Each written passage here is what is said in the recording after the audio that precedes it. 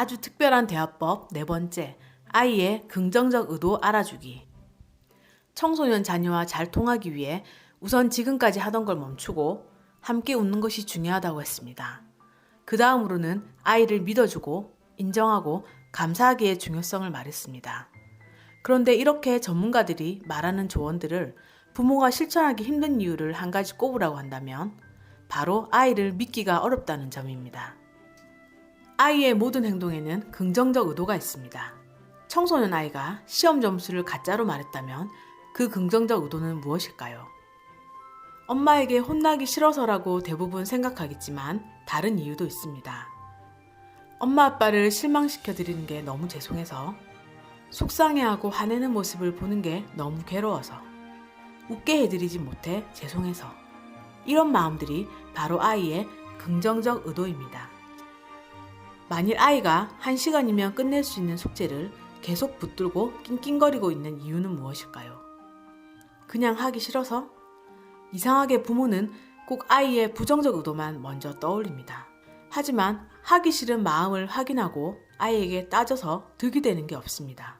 이런 상황에서도 아이의 긍정적 의도를 떠올리려고 해야 합니다. 짜증을 내면서도 붙들고 있는 건 숙제를 포기하지 않고 끝까지 하겠다는 의지가 있기 때문입니다.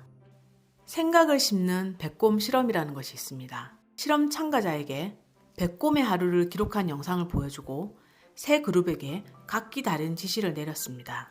백곰을 기억하세요. 백곰을 생각해도 되고 다른 생각을 해도 됩니다.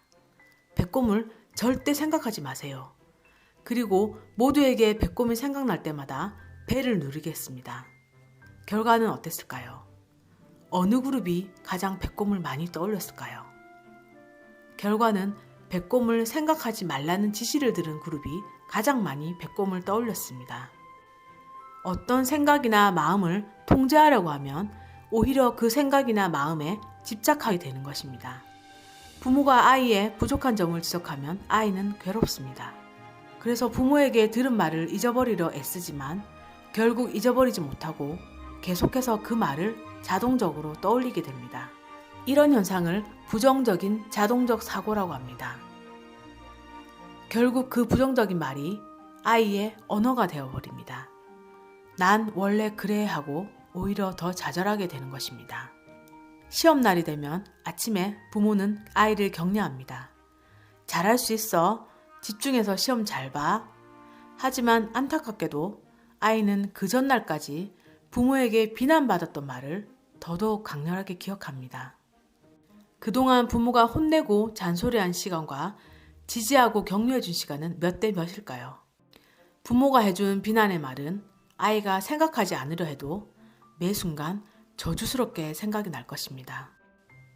아이의 마음속에 자신에 대한 부정적인 생각보다 긍정적인 생각이 더 압도적인 크기가 될 수 있도록 도와주려면 아무리 아이의 말과 행동이 마음에 들지 않아도 강력하게 아이의 긍정적 의도를 찾아내어 말해주어야 합니다.